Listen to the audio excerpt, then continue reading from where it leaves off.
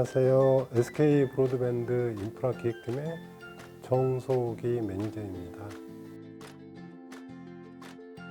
저는 인프라 기획팀 내에 있는 R&D 담당하고 있고요. R&D 안에는 실제 이제 국가에서 지원하는 사업을 하고 있습니다. 그 사업 안에는 이제 양자암호 통신 기술과 차세대 인터넷, 광부품 사업 등이 있는데, 오늘 설명을 드리고자 하는 것들은 양자암호에 대한 관련 업무에 대한 것들을 설명을 드리고자 합니다.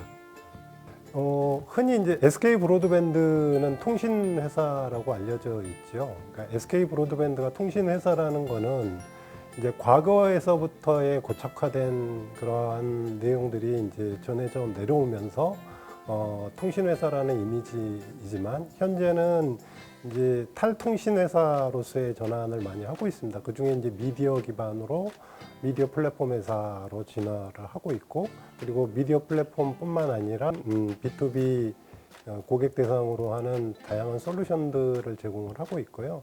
그리고 보안 기술까지도 저희가 제공을 하고 있다고 보시면 될 것 같고, 그러니까 영역은 되게 많고, 흔히 이제 대학생 여러분들이 SK 브로드밴드는 통신회사이기 때문에 나는 문과여서 문과 사람들도 지원할 수 있냐? 가능합니다. 왜냐하면 통신회사라고는 하지만 그 밑에 안에를 들여다보면 실제 경영 파트가 있고, 법무 파트가 있고, 그리고 기술 파트가 있고, 미디어 파트가 있고, 다양한 광고 홍보 파트도 있고, 다양한 파트들이 나눠져 있기 때문에 대학생 여러분들이 누구나 다 저희 회사의 한 파트를 책임지고 와서 해줄 수 있다라는 것이라고 보시면 될 것 같아요. 그래서 그 중에 저희는 이제 제가 소속하는 파트는 ICT 인프라 측에 담당을 하고 있는데, 그 ICT 인프라는 크게 이제 기술 파트가 있습니다. 그래서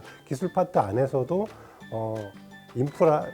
인프라를 제공하는 쪽이 있고, 그 제공하기 위한 설계나 기획을 하는 그런 기획 단계가 있고, 전략을 수립하는 단계들이 있는데, 그런 파트 중에 하나가 이제 기획 단계가 있는데요. 기획에 있는 업무 파트를 저희가 진행을 하고 있다고 보시면 될 것 같습니다.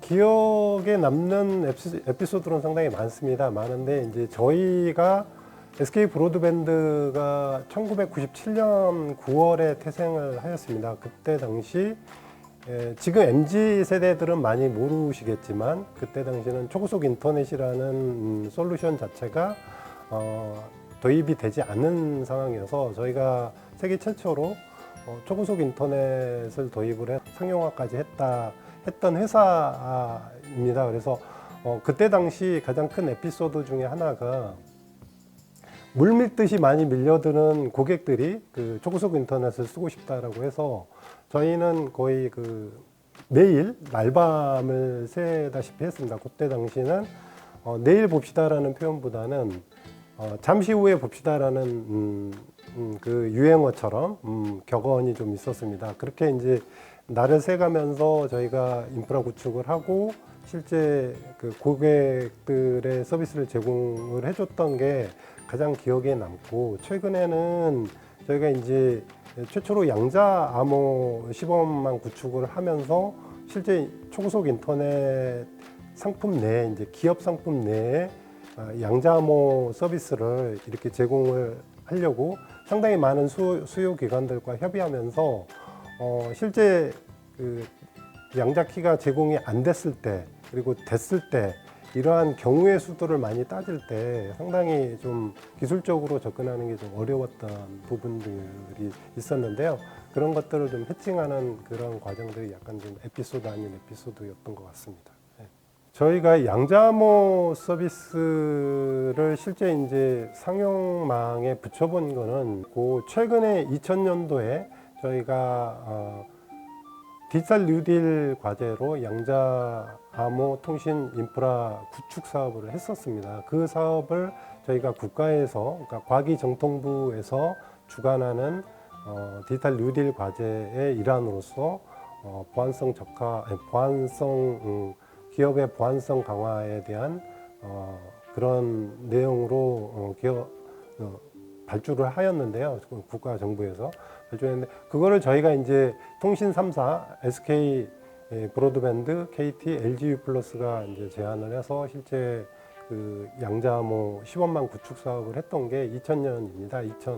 2020년에 최초로 저희가 진행을 했고 그 사업을 저희가 제안을 해서 저희가 1등을 해서 실제 이제 사업 규모를 많이 받아서 공공기관하고 실제 민간기관에 실제 실증을 해보는 사례라고 보시면 될 것 같습니다. 그래서 저희가 20년부터 22년까지 총 그러니까 국가 용암망까지 포함을 하면은 18개 정도의 공공기관과 민간기업에 저희가 시범 적용을 하였습니다.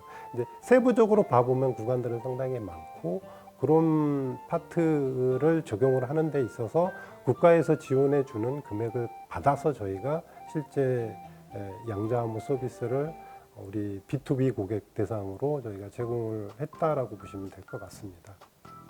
가장 힘들었던 점은 이제 저도 양자암호 통신에 대한 것들이 생소했습니다. 처음 접했을 때 실제 이제 물리학 교수들이나 수학 교수들 위주로 만들어진 이 기술이다 보니까 상당히 이제 제가 처음 접근했을 때 좀 어려움이 많았었는데 그 장비에 대한 기술에 대한 뎁스를 저희가 이제 스터디하다 보니 상당 부분 저희 일상생활에도 많은 부분들이 녹아져 있었던 것들을 저희가 이제 많이 모르고 있었던 부분이었기 때문에 실제 이제 그 기술 습득하는 과정이 상당히 어려웠던 부분 중에 하나고 두 번째는 그 기술을 실제 그 기업이 원하는 방식으로 커스터마이징을 해야 되는데 이 커스터마이징을 하기 위해서는 어떤 상품으로 어떻게 접근을 해야 되는지가 상당히 좀 중요한 포인트 중에 하나였던 것 같아요. 근데 그 부분이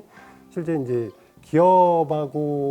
기업에서 이 양자암호를 왜 써야 되는지에 대한 설득 논리가 좀 필요한데 저희 이제 기업 사업 쪽 관련된 B2B 고객 대상으로 뭐 은행, 뭐 병원, 공공기관들하고의 이제 커뮤니케이션이 상당히 중요했던 부분 중에 하나입니다. 실제 양자암호를 썼을 때의 중요도에 대한 것들 그리고 굉장히 보안성이 강화되고 상당히 기밀 보호에 대한 것들을 어떤 식으로 하는지에 대한 것들을 저희가 이제 설득하는 과정이 상당히 좀 힘들었던 부분 중에 하나라고 보면 될 것 같아요. 그래서 그런 설득을 해서 실제 저희가 망 구축을 또 이제 적기에 해야 되는 그런 한정된 기간 내에 했어야 되는데 그 기간을 넘어가면은 또 이 국가 사업이다 보니까 또 안 됐기 때문에 그런 것들이 되게 어려웠던 부분 중에 하나였던 것 같아요. 그래서 기술적인 분야하고 또 수요 기관과의 협의 그리고 시간을 최소한 단축해야 되는 이 기간에 대한 이슈가 좀 있었던 것들이 상당히 좀 어려웠던 부분이라고 보면 될 것 같습니다.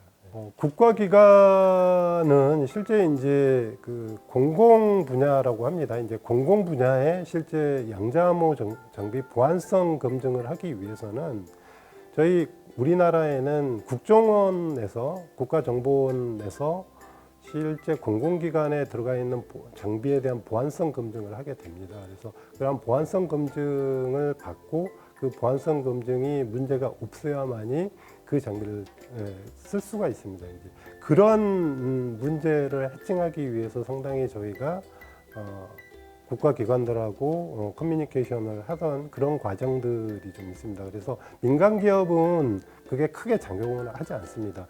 기술적으로 크게 문제가 없으면은 들어가는데 크게 문제 없지만 국가기관 같은 경우는 국정원의 그 보안성 인증이라고 합니다. 그래서 그러한 KCMVP나 뭐 다양한 인증, CC 인증 등의 인증 과정들이 있는데 그런 인증 과정을 받은 제품들만 이게 국가기관의 제품을 납품할 수 있었기 때문에 그러한 처리 절차를 저희가 이제 생소하다 보니까 그런 것들이 상당히 좀 축적되어 있는 지식이 좀 있었어야 되는데 얘는 좀 지식이 없다 보니까 상당히 국가기관들하고 좀 커뮤니케이션을 많이 해서 좀 줄여나가는 그런 과정을 좀 있었습니다. 그래서 민간 기업하고 가장 큰 차이점 중에 하나는 보안성에 대한 이슈가 좀 많았기 때문에 그런 것들 해칭하는 것들이 상당히 좀 어려움이 좀 있었고, 그런 부분이 국가기관과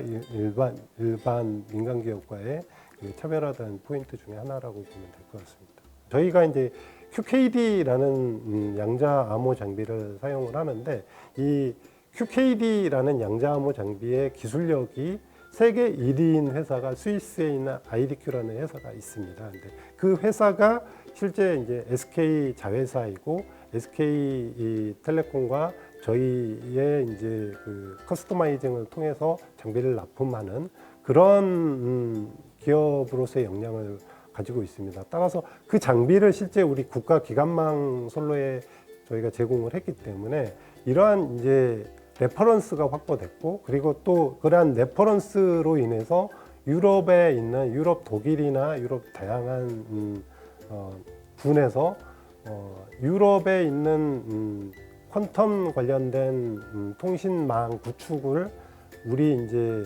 SK군에 납품하는 IDQ에 있는 QKD 방식으로 적용을 하는 걸로 해서 오픈 QKD라고 합니다. 그런 인프라 구축을 하는데 좀 벤치마킹을 하고 싶다, 그리고 실제 장비를 쓰고 싶다라는 요청들이 많았고, 실제 이제 우리 기업 내에서도 그런, 그러니까 다른 대기업 내에서도 그렇고, 글로벌은 현재는 그런 식으로 지금 유럽 방식, 유럽 쪽에서는 많이 좀 저희 측 장비를 이용을 해서 실제 구축을 하고자 하는 니즈들이 좀 강합니다. 그리고 뭐 미국도 그렇고 일본도 그렇고 해서 실제 이제 확장성은 계속 증가하지 않겠냐라는 생각은 좀 듭니다. 왜냐하면 기술력으로 따지면 저희 SK군에서 보유하고 있는 QKD가 세계 탑이라고 저희는 자부를 하고 있기 때문에 계속 확장이 되지 않겠냐라는 생각을 하고 있습니다.